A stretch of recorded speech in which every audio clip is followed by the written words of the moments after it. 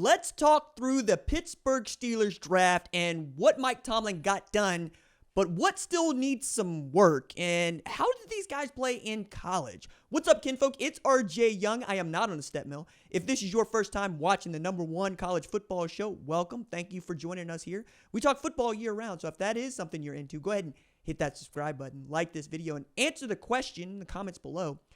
Do you think that the Pittsburgh Steelers did enough in this NFL draft? And by enough, I mean, did they draft a quarterback of the future? Did they draft a quarterback? Did they clean up the defensive line?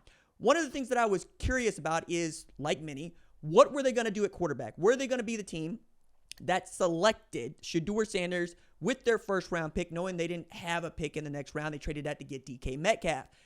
And we got our answer. Not only did the Pittsburgh Steelers not draft Shedeur Sanders, they went the next 5 rounds without taking a swipe at Shedeur Sanders. And when they finally did draft a quarterback, it was the guy that led the only national champion in 2024 to a national championship. That would be the Ohio State Buckeyes. That would be Will Howard. But after that, you have to ask the question of, did they get everything else they need to get done? You lose Najee Harris in free agency. He goes to the Chargers. But one of the things that we've always been able to count on is Pittsburgh having a tailback. Usually a guy that was used to carrying the load at his previous stop. And yes, Caleb Johnson fits that bill nicely. 1,500 yards on the ground, 21 TDs, second team All-American, or honorable mention All-American, excuse me.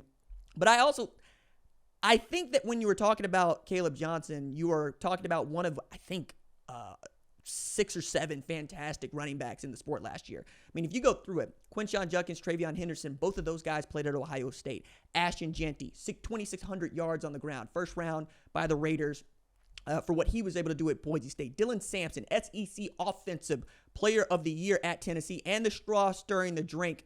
And you can still find a guy like Caleb Johnson to help you out. A dude that was really responsible for being the offense at Iowa because they had no passing game to speak of for yet another year. It's been kind of a joke to watch Iowa's passing offense, which is to say if they had one, they might actually be good. But what they have done well is run the football up front and play sound defensively. You know some of the players that have come out of there just in the last few years. Cooper DeJean, who I was standing on the table for, ends up at Philadelphia and he wins a Super Bowl. It's one of the tooliest dudes, one of the most athletic dudes that Iowa has ever produced. And I really loved being able to see him play. Riley Moss being another, right? And then you get to Yahya Black, right? Who played defensive line at Iowa. And alongside Derek Harmon, their first round pick, I think what you've done here is just shore up one side of your defensive line. You know what you got in Cam Hayward, right? You know what you got in TJ Watt. Nobody needs to tell you about that.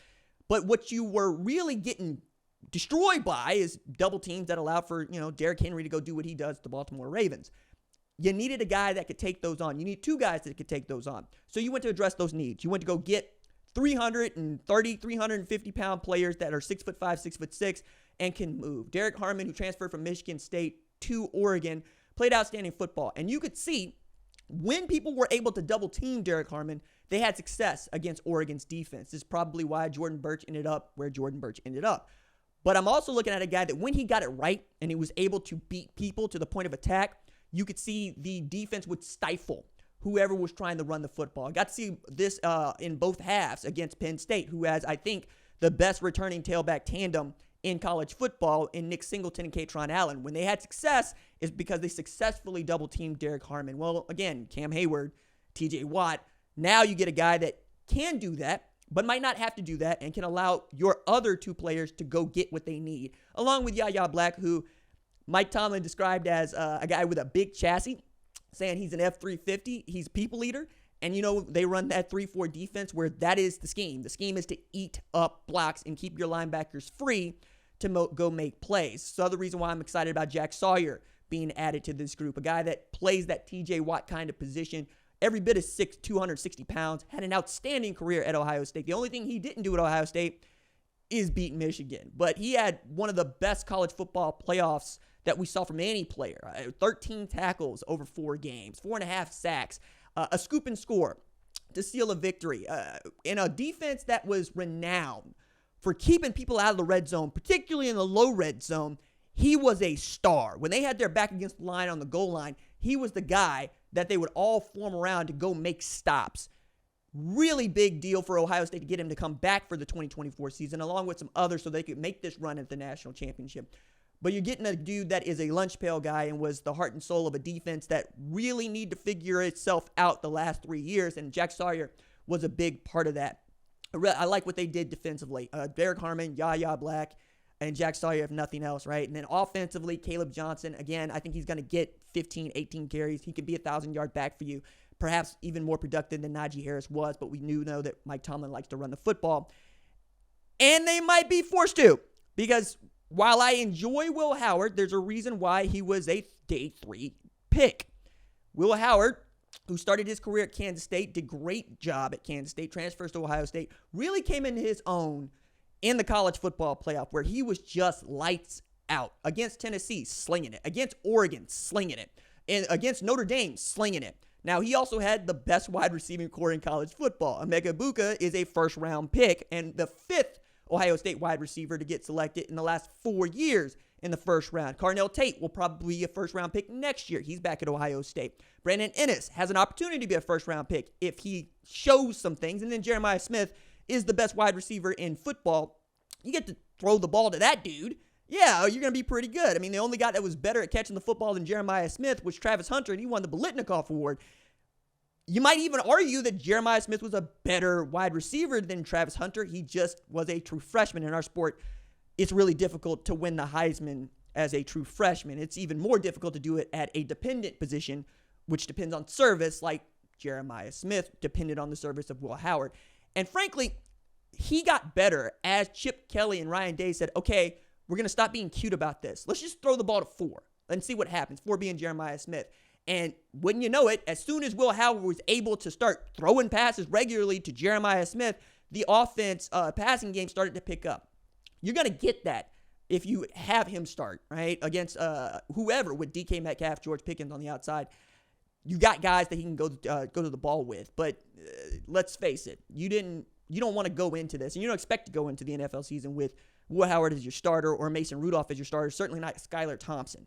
You're expecting Aaron Rodgers to call you and tell you, I want to be a Pittsburgh Steeler. And that's going to make all of these decisions look that much better if he shows up to Pittsburgh and he can play right away.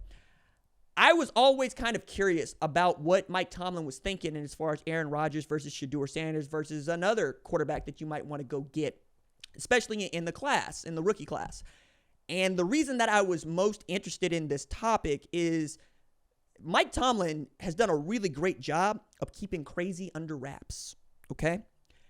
We didn't know that Antonio Brown is actually AB until he left Pittsburgh. We're talking about a dude that statistically should be a Pro Football Hall of Famer and was outstanding at Pittsburgh. And then he left. And, that story is writing itself right now. George Pickens, kind of pouty, shows his behind.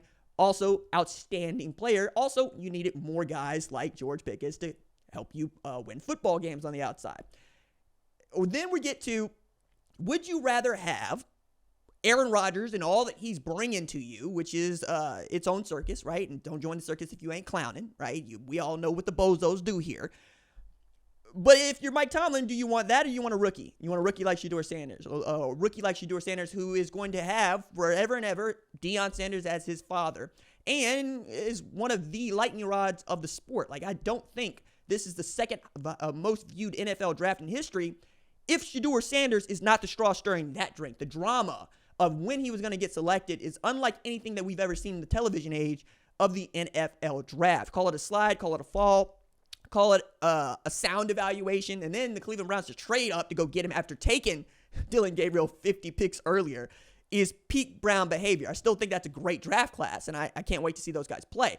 But there's a reason why we talk about Mike Tomlin not having losing seasons.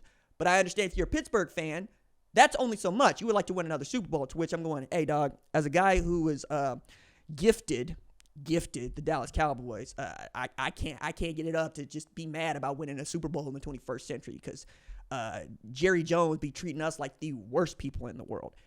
However, I don't think you got that from Mike Tomlin. And it's a guy that was probably getting a little bit worn out at the end there, and we talking about it and what he wanted to do and how he wanted to do it.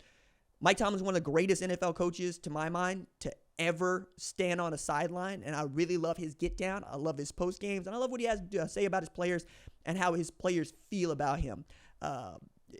He, for me, reminds me a lot of what Nick Saban is like, right? To media and whatnot, he can be ascetic. He can be,